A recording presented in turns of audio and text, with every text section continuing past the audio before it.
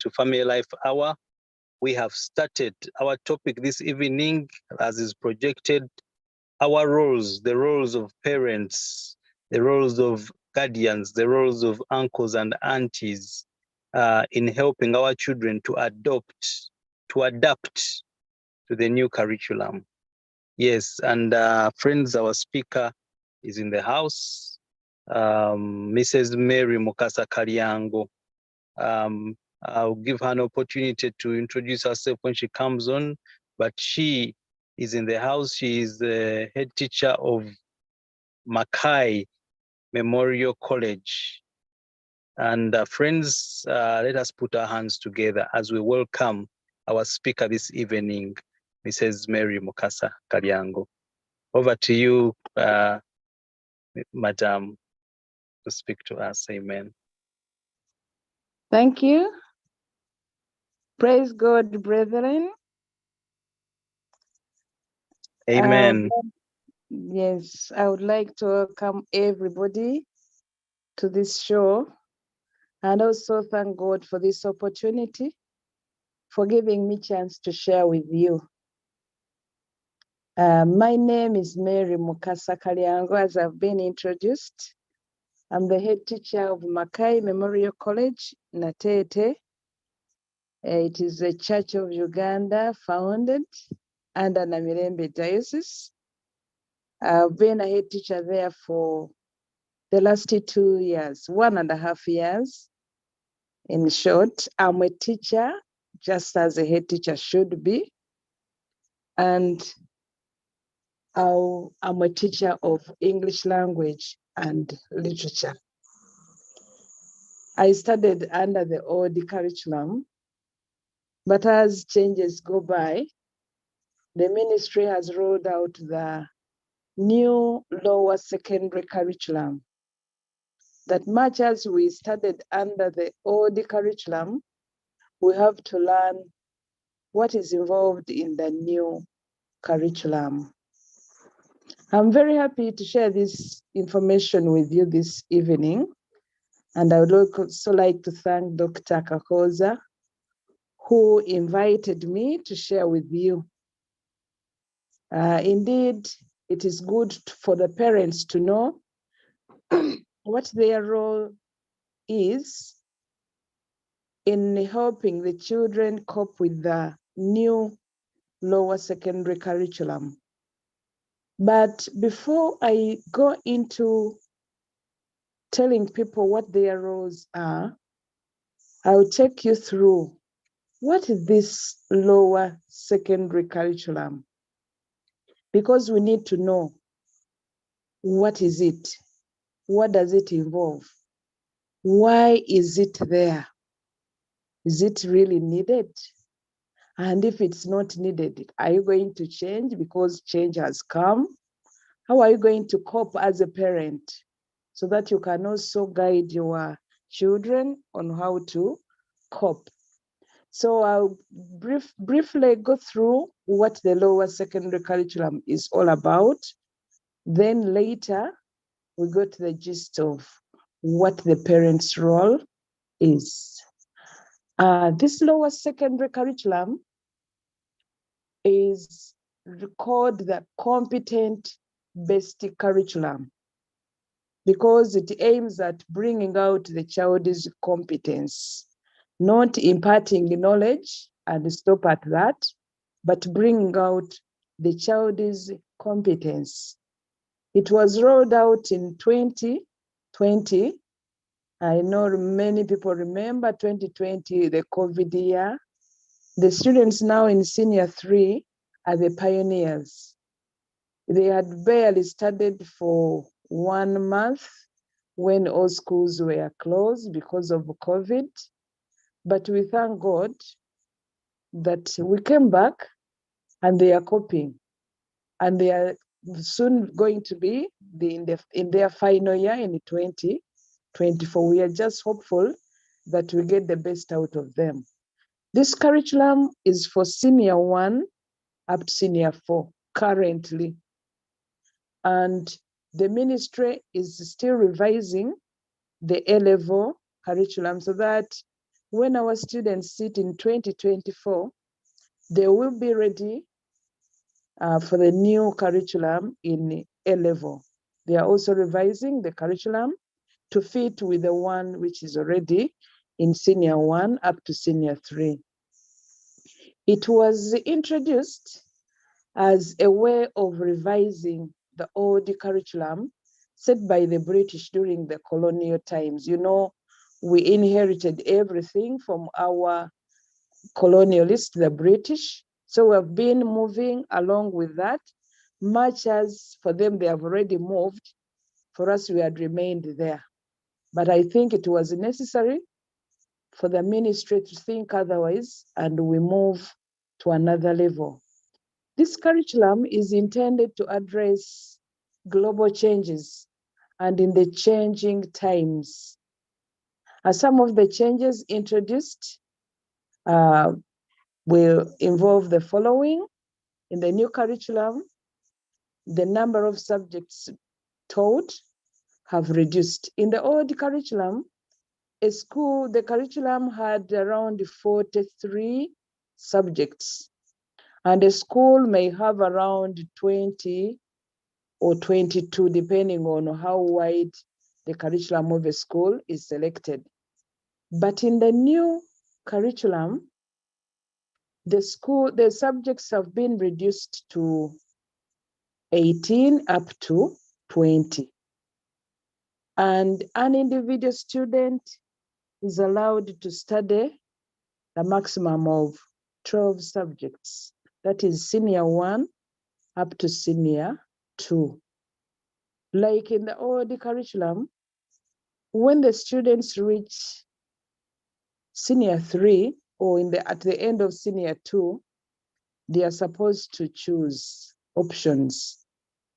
Because you have the compulsory, the compulsory are still the same as you had in the old curriculum, where we have English, math, geography, history and political education, biology, chemistry, physics.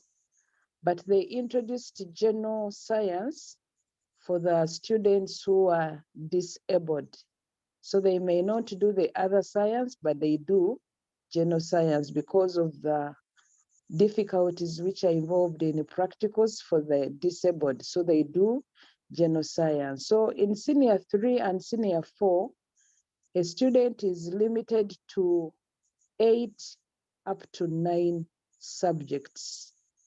The compulsory ones still remain, and the student can pick one, an addition, or 2 to make it 9. The new curriculum also introduced new subjects to address the current demands. You know, we are going into the East African community, and Ugandans, we are so bad in Kiswahili, yet it is one of the languages that could commonly be spoken across the East African region. So they introduced Kiswahili, bearing in mind that we are in the East African community. They also introduced the ICT, because ICT was not compulsory in all schools, but now it is. They also introduced entrepreneurship skills. Subjects were also reduced to avoid content overload. You know, in the old curriculum, would teach a lot. We had so many subjects and they were so wide. But now with the new curriculum, some of the subjects were removed because there was a lot of repetition in some areas. And it ended up reducing the number. Another change was that of change of instruction time. In the old curriculum, we teach from 8 a.m., that is the official time, up to 4:30. But in the new curriculum, the instruction time reduced from 8 a.m. to 2:50 p.m. Then The students are given that time between 2:50 to 4:30 to go for different activities like co-curricular. Students are supposed to go into to do their projects. They can go to the library or to the computer lab for research. They can go to the field and do some field work. Others may be involved in a debate and so many other activities. That is between 2:50 p.m. up to 4:30. So the new curriculum reduced the amount of instructional time. Between 2:50 and 4:30, the teacher may be there just to guide, but not to instruct, because the instructional time was reduced. Another thing that was changed from the old system is the way children are assessed. Assessment has also changed. We have moved from summative evaluation to formative assessment. In this formative assessment, there is continuous assessment. Every topic that is done, the students do an activity of integration.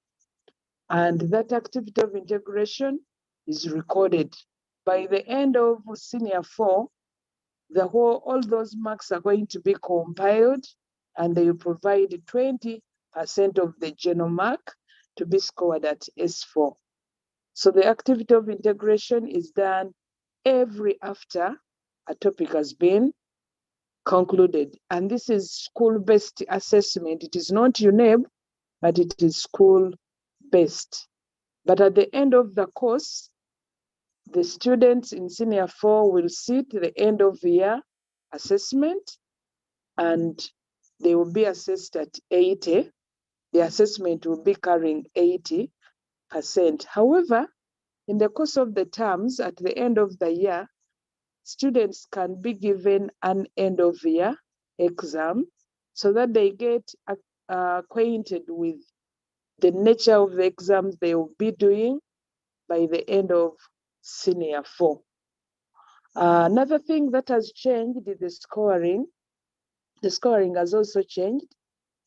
We no longer give marks and the percentages in the lower curriculum, but we give scores ranging from 1 to 3.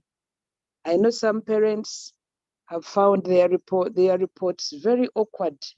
He doesn't see any 30, he doesn't see any 80, he doesn't see any 90, but he sees only 1, 1.4, up to 3. That is the new scoring system. So learners are graded between 1 to 1.4. This one is called the basic. 1.5 to 1.8, it is called 2.4 is called moderate. Then 2.5 to 3, that is outstanding. So we normally grade the students like that. Also, the learner is assessed as an individual, but not compared with the rest. So don't be surprised when you get a report of your child. You look for the position, it will not be there. You look for a grade, it will not be there. Because we are looking at a child in the new curriculum as a competent one. He may not be competent in one activity, but he may be good in another. So we don't judge them as if they are all the same. So in that area, we don't grade, we don't position. At senior 3, students will be assessed in pre-vocational subjects. I think most of you have heard about DIT, Directorate of Industrial Training. This is a section in the ministry which deals with the training students in the vocations. So it is under this curriculum that in senior 3, students have been advised to take some skills and occupations, and they will be examined. However, the examination for this year has been halted because there are so many things which had not been done well by UNEB and DIT, but the process is still there. We are still skilling the learners at an opportunity time, they will be examined. But the skill, at least we are doing it. Somebody may wonder, why did we change to the new curriculum? Was it necessary? Yes. According to the ministry and the demands of the new world, the old curriculum was too teacher-centered. And it was teaching, giving the learner a lot of knowledge. You can imagine we teach learners from senior 1, senior 2, senior 3, senior 4. We examine them beginning of term, end of term, mid-term, Saturday tests. And that is a lot of knowledge which we are giving. But we are not giving the students chance to exercise that knowledge and put it into practice. So the competency-based curriculum aims at putting the learner at the center. The learner is expected to do much of the discussion, much of the research, much of the discovery, and the teacher is simply a facilitator of the teaching and learning process. So in this case, the learner is able to do research on his own with the guidance from the teacher. The learner is able to discover by reading on his own. The learner is able to analyze by looking at information and say, why did this thing happen like this? The learner is able to get information and apply it in order to solve a problem, not just to learn, but to learn and be able to solve a problem. This curriculum also aims at equipping learners with knowledge, understanding, skills, values, and attitudes. This will help them to do away with some of the problems in our country we are facing. We are facing a lot of unemployment because many of our learners learned, but they cannot practice what they learned. Many students do agriculture, and they do it from senior 1 up to senior 4, but they can never rear a rabbit. Yet they studied about rabbits, but if you give that person a rabbit and you ask him, can you produce other rabbits out of these? He may fail because he has not done it practically. So those are things that the competent-based curriculum is coming out to solve. We want to create students who can do things, apply the knowledge they learn, and in doing so, they may be creating a lot of employment for themselves, and they will be self-sustaining. The curriculum also encourages communication, creativity, critical thinking, and collaboration. When students are learning, if any parent has ever got a chance to visit one of the classes under the curriculum, they don't sit in rows like we used to do, rows and columns. This time we sit in groups. A child, by the time the term ends, he may have sat in 3 or 4 groups. In doing so, he's getting to know the many different members of the class, because as they sit in a class, they interact, they discuss. One becomes the chairperson, another becomes the secretary, another becomes the presenter of the discussion. So there is a lot of collaboration and communication. So the new curriculum is training learners in some of those skills we are talking about. So it is very important that we embrace the new curriculum. When we have these students sit in groups and work, every member of the group is active. Is active in the discussion. Otherwise, you cannot be there seated in a group of 5, it may be 5 to 7, and you don't say anything. And even as a facilitator, as a teacher, you have to move around and see who are the people who are not talking. Why aren't they saying anything? And if one time this member is the group leader, then another time, another person is a group leader, maybe chairperson, Another one shares that one of being a secretary. Then if it comes to presentation, they take rounds in presentation. So in doing so, every member of the class is able to communicate. So we are able to produce students who can communicate. Members, you can bear with me that we have a very big problem in our products in Uganda. Our children cannot communicate. There is poor communication because most of our learning is teacher-centered. The children are not given chance to express themselves in a class. They only write and express on paper. Even the expressions on paper are not the best because many times we find their essays wanting. You find their letters which they write when they are out of school, they are wanting because they never got the chance to communicate. So it is very important that the new curriculum aims at developing the skill of communication, creativity, critical thinking, and collaboration by working together and sharing information. Therefore, it is very important to train learners to appreciate. When they work together, they appreciate each other. They are able to tolerate. There are some who are very slow. They take long. They ask so many questions, but they will learn.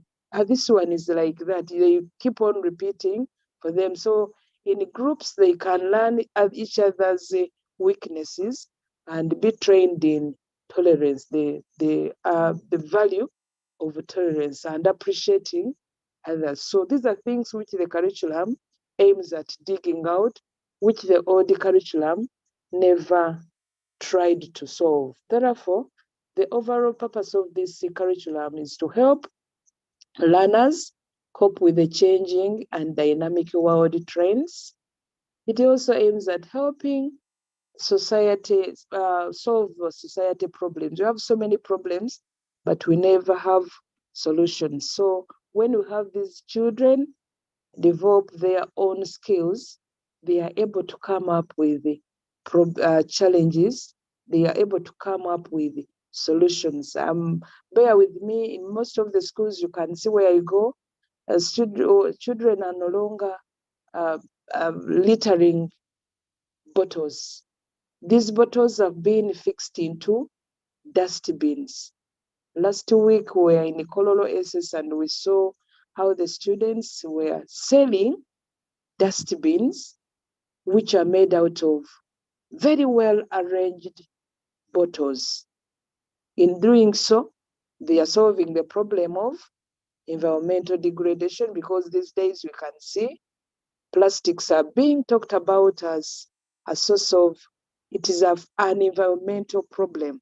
But when we remove those plastics, we are practicing the three. We are reducing waste, we are recycling, and we are reproducing. So we want to see how we can do it, but the new curriculum is helping learners to solve societal problems. It is also helping learners to equip them with the skills to overcome global challenges. If, for example, if we have students who have learned to market their product, entrepreneurship skills, those are things which they can apply anywhere. They can be marketeers in the companies after learning the skill of entrepreneur. They can also increase on survival skills and acquire employable skills. So basically, those are the aims and why the new competent-based curriculum and what it involves. Of course, in this 1 hour 45 minutes, we cannot exhaust everything, but I just give an overview of what the curriculum is about. Then we come to the gist of our question. What is our role as parents? What is our role, especially amidst the challenge of the new lower secondary curriculum, which is quite new? People keep on asking, what are these points? 1, 2, 3? Yes, we are going to adjust our minds and go with the new times and learn how to understand these reports. First of all, as a parent, we are supposed to guide and counsel. Guidance and counseling is very vital. You know, some of these learners, when they come from primary schools, where they have been used to writing pages and pages of exercises, pages and pages of notes, when they come to the lower secondary curriculum, the notes which you write are very, very few. Most of the work is discussed and little is written. So with that, a child may think that there is nothing to learn in secondary and resort to playing, thinking that there is nothing to do. But it is our duty as parents to guide learners. Look at what they have been given in class. Sometimes we give them one question to go and research about. But a child who is not used to doing research will just play. For instance, we give them some researching for holiday, but some of them returned with work which was not done because they felt it was not necessary. So as a parent, what do? Let us look at this student's work, guide and counsel. Where you think you don't understand what is going on, seek advice. Make a call to the teacher and ask, what do you want my child to do? Because he has this work, but we don't know what is supposed to be done, or he's not doing it. Seek counsel from the teachers so that you can guide your learner, your child, when you are with her or him at home. Another aspect which the parent was supposed to do amidst this change of curriculum, the curriculum requires a lot of material. There is no way a child is going to learn when it doesn't have a textbook. And it is challenging that the books which are in the schools may not be enough. So what do you do as a parent? Provide. If you can afford to buy a book, please buy. If you can afford to buy some materials, for instance, if the child is doing fine art, provide the pencils, provide the paper, provide the book, and he does training at home as he's preparing for what is to be done at school. Provide scholastic materials and reading materials. For instance, literature is one of the subjects under in the curriculum. But the students need to read even beyond what the textbooks, what textbook they have in school. Provide some novels so that they can read. And also, if they have to do some research, provide some data for internet because it is important. However, when we go into data and internet, I appeal to parents to be very, very thorough in this. Let the children be monitored because sometimes they misuse the internet and go and visit wrong sites where they end up getting into bad habits like watching pornography. Now the homosexual lesbian sites are quite many. The children may get enticed in understanding what it's all about. So as we are giving them internet, maybe on our phones or the laptops, let us limit the sites which they are using. Let them use internet when you are watching what sites they are visiting. Otherwise, it is very good to use internet because it has a lot of research, a lot of information, but it may be a problem. Provide newspapers. Newspapers are a source of information.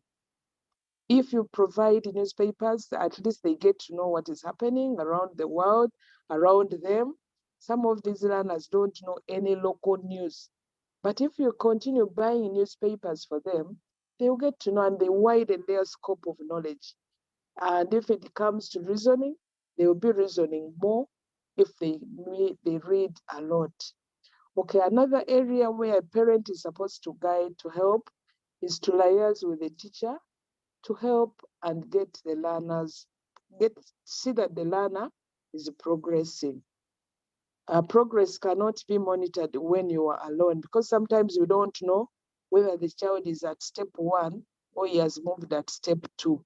If you look at the report which you are looking at the end of the term and you don't understand it, call a teacher. I know if you are a responsible parent, you should know the telephone number of your child's class teacher. Call the teacher and ask a few questions. Don't feel shy, because this is a new area where everyone is learning. Provide the material for project work. We know we do a lot of projects in senior 1, senior 2, up to senior 3. And sometimes the project work calls for material. For instance, they may be doing some project work in history, and it requires having some materials from back cloth, comparing the old traditional cloth and the modern one. So they may be requested to have some material like back cloth.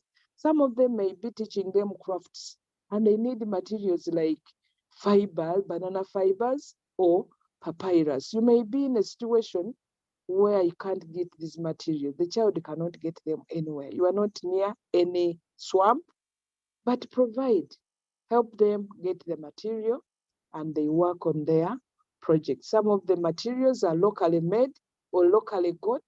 Help them get them so that they can work and progress.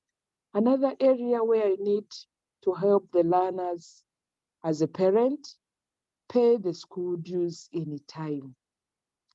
Many students miss lessons because they have been sent away for school fees.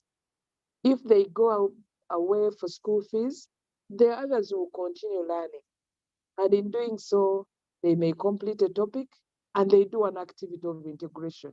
An activity of integration is done at the end of every topic.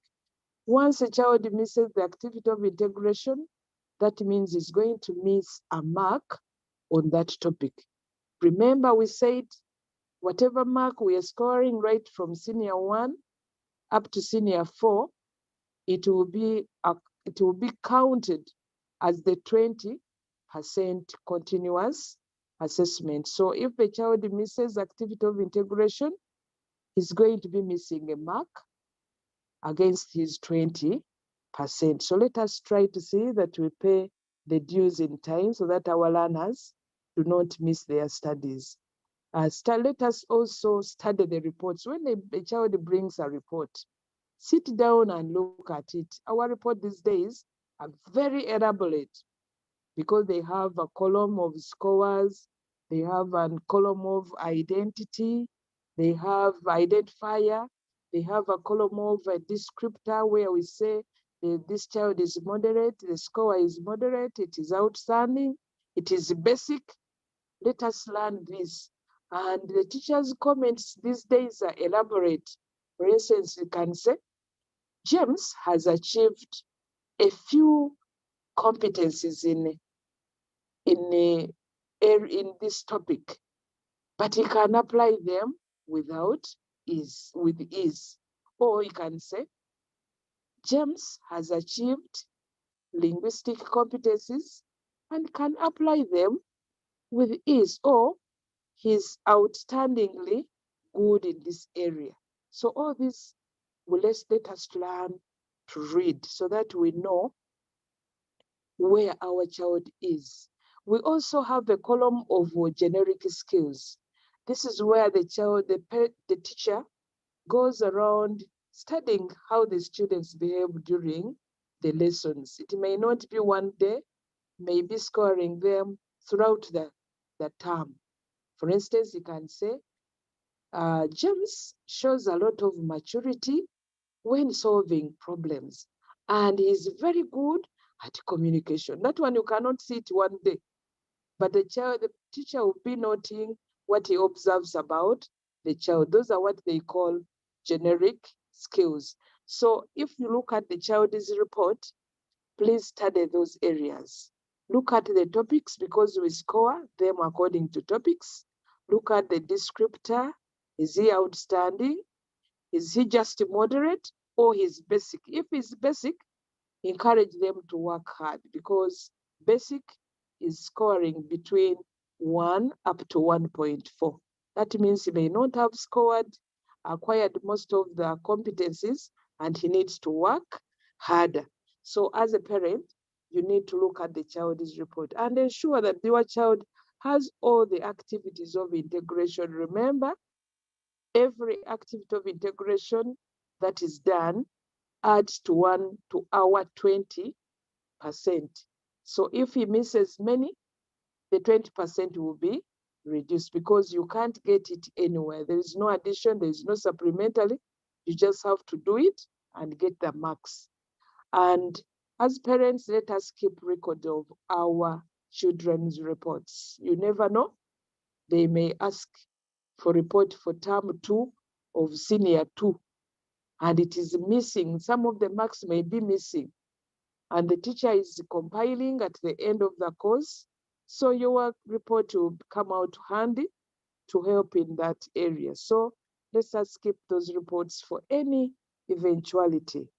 Then also guide the children while choosing the options. When they come to senior 2 in 3rd term, I know most parents are invited to make choices for the optional subjects.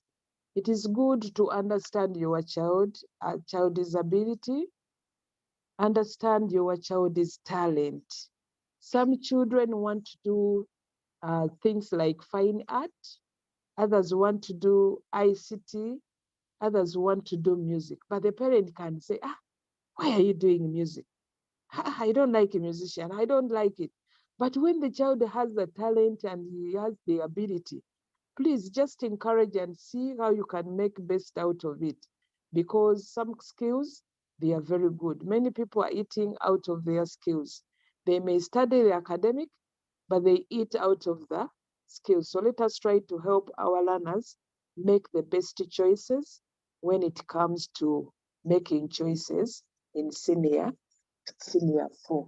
So I think those are the major areas which I feel are relevant for us to share. And there are even more, but because of time, I think I can stop at that. Thank you so much for listening.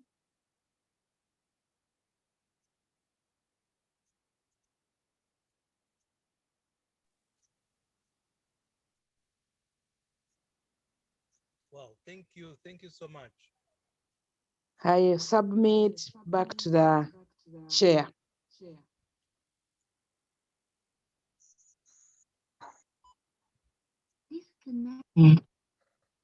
Sorry, I was having a network problem, connection problems. Yeah, thank you so much. This is Mrs. Mukasa Mary.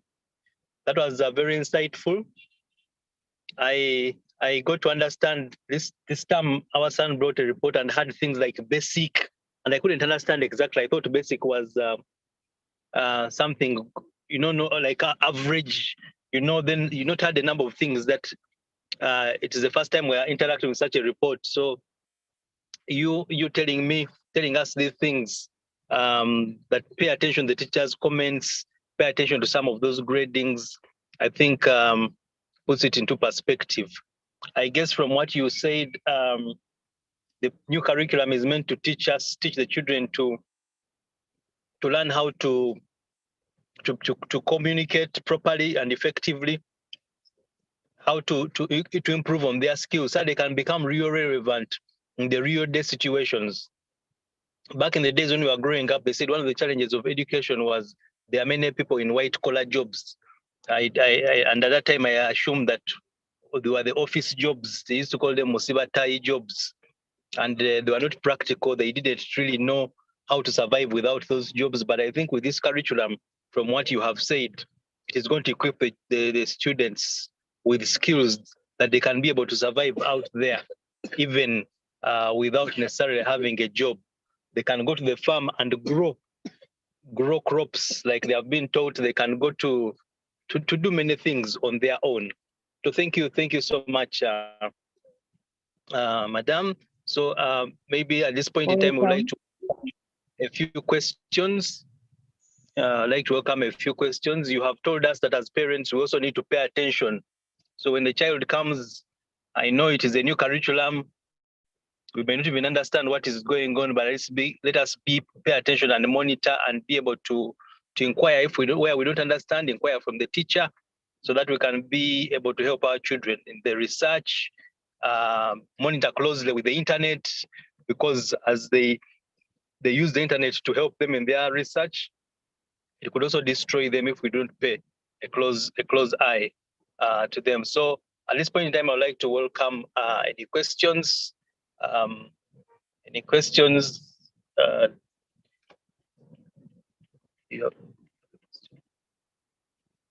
Please type the questions in the chat. Just checking through the chat.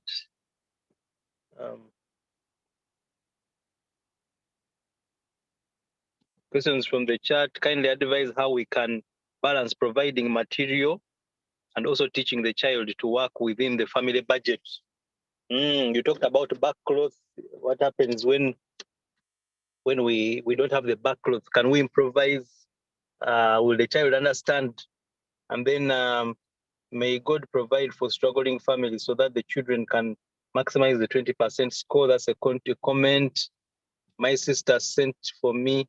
I was also confused. What is, I know that I need to see what that is. Thank you so much for this head teacher. This is so great. Thank you so much, Mrs. Kalyango. I'm seeing more thank yous coming through. Thank you. This curriculum is challenging, but very good and practical. I guess it's challenging because it's new to us, but I guess we pray that God gives us the grace to get used to it. Yes. So you can comment on that question that they ask. Kindly provide a comment on the budget. How do we balance the budget when the demands seem to be a bit outside our budget? Maybe just make a comment on that as we see if there are any other questions. Okay, thank you so much, Mayor, for the wonderful comments about the presentation. Thank you so much. I would like to assure the parent that when the projects are being chosen, students choose different areas. The teacher does not choose projects for the learners. No, they provide an environment, they create a problem, and then they ask the learners, what can you do to solve this problem?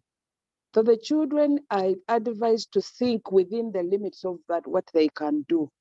For instance, if we are talking about, we may have a scenario where children are required to create to solve a problem at home. For instance, it may be we have a home where the materials are not enough, we don't have enough, and yet the children have to eat, or there must be survival. The children are prompted to think, what can they do? What can they do? Of course, the child cannot think to the levels where he cannot manage. When I gave an example of a back cloth, we had a scenario where children were advised, they're talking about history, that the dress code in the past was back cloth, but now we have the European cloth, which is made out of fabricated cotton and the rest. But now, for instance, if you are taken back to the past as history, how would you make use of the materials that were available at that time? So the children were thinking of the back cloth, but for those whom the back cloth was quite expensive, they went for the fiber. They wanted to create craft out of back cloth, but others created craft out of fiber. They went just to the banana plantations and cut whatever material, whatever fibers there was there, and they came and started weaving the small bags, which they put there as little beads and put on the market, so they can use the available material. When we are teaching them, we tell them to think of the things they can have in their locality, which can solve a problem of the locality, not thinking of things beyond their capacity. So I wouldn't like the parents to get worried that the curriculum is going to be so taxing on their budget. Yes, to some extent, but we can also improvise within the level. So when the child comes and is asking for something, ask them, what do you want to do? What problem are you trying to solve? So that you can think through and see what is available for you as a family, so that they don't look at what other friends of theirs are buying. They can use the local material which is available and solve a problem which may be similar to the same problem another child is trying to solve with an expensive material. So in that case, parents, you shouldn't worry so much.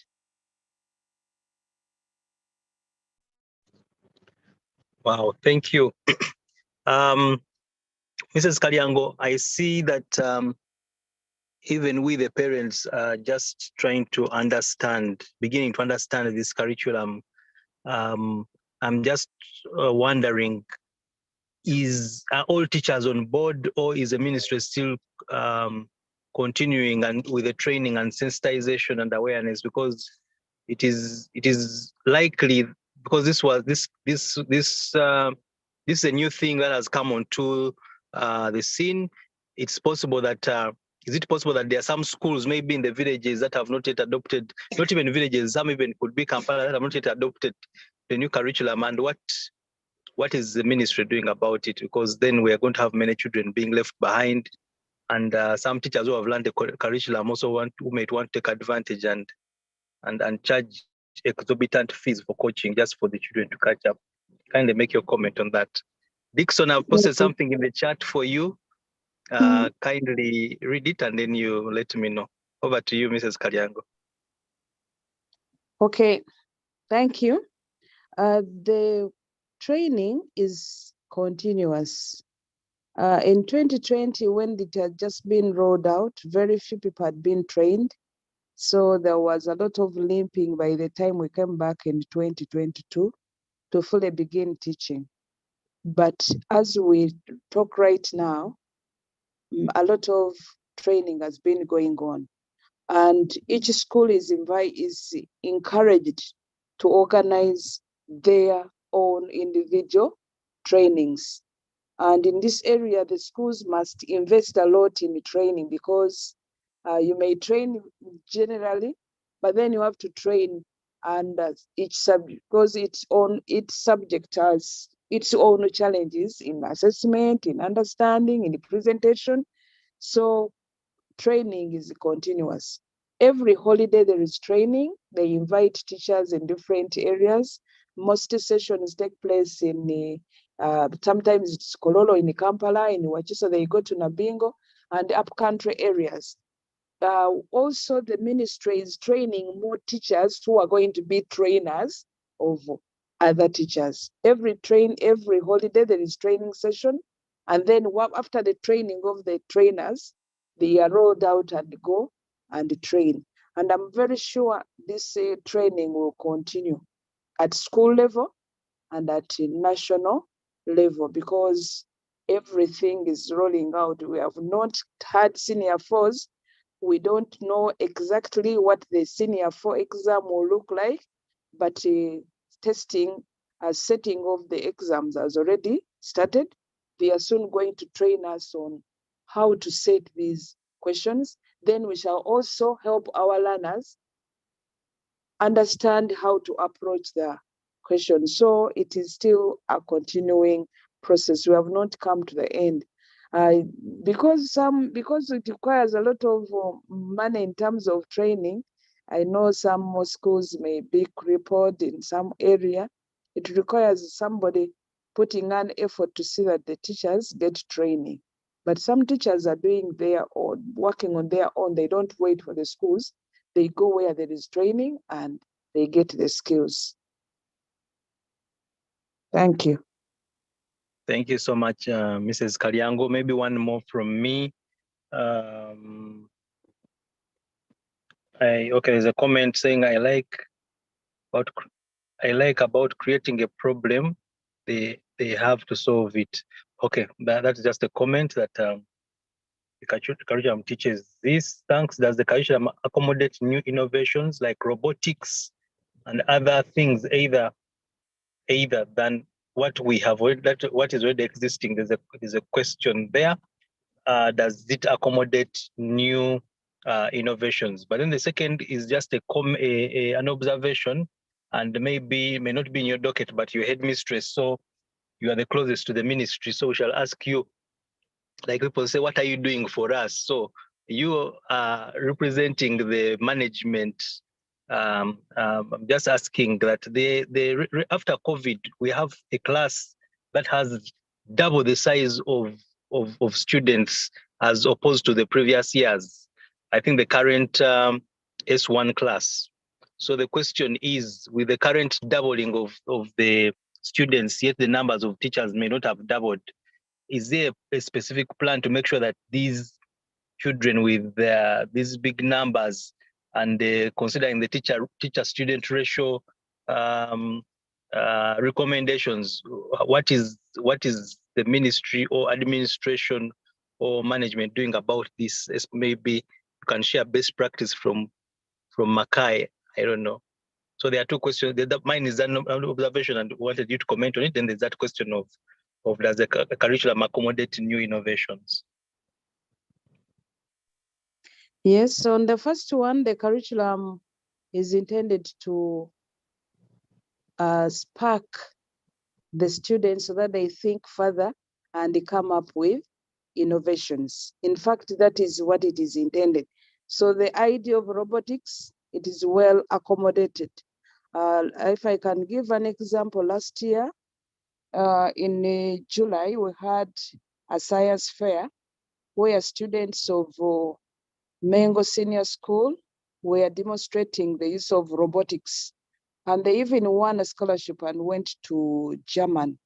They was just senior two students. So the curriculum encourages discovery, encourages innovation, and that is its major purpose. Right now, in Makai Memorial College, you have students who have come up with an innovation under environmental protection as one of the topics in senior 2, environmental protection in geography. They've come up with a simple machine where they have, they collect bottles, plastics, put them in a container, apply some, they have switches, they have concocted some switches and apply some energy. The papers, the bottles are melted, and then afterwards they add some powder. It comes out as a shoe polish. So they are able to produce some shoe polish. They even went into the Stanbic competition.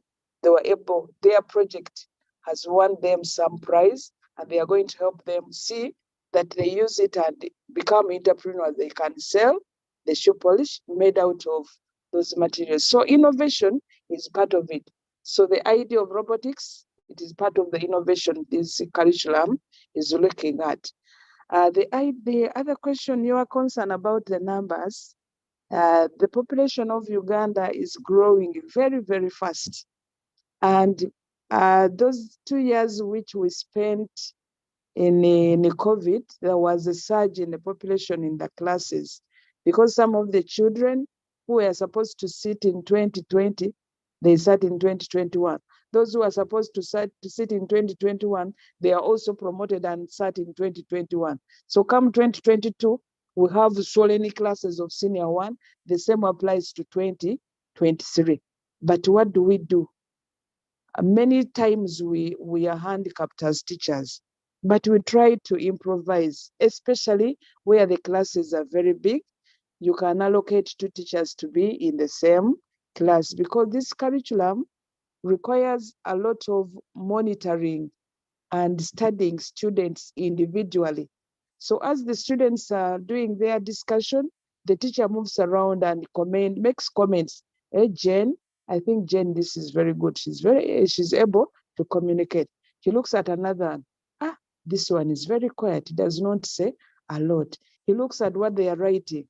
I think the writing competence is very well done with this one. If it comes to presentation, this cannot be done when the teacher is alone and he has a very big class. It is still a very big challenge. Even in our school, Mackay Memorial College, we still have a big challenge, but we plan as teachers to see how best can each teacher be of help to another, especially in the classes which are very big. Sometimes the subjects are the options. Someone may not have a very big class. We can assign that person to go and be a co-teacher with another one so that they can share the load, the burden of managing a very big class. But on the whole, the problem is very, very, very real, and we don't know how we are going to work upon it because the ministry is not sending more teachers. It is the school to look out for more to supplement the few that the ministry is giving. Thank you so much. Thank you so much, Mrs. Kalyango, for sharing best practice. I guess the practicability of the curriculum itself has started with your teachers and schools being creative around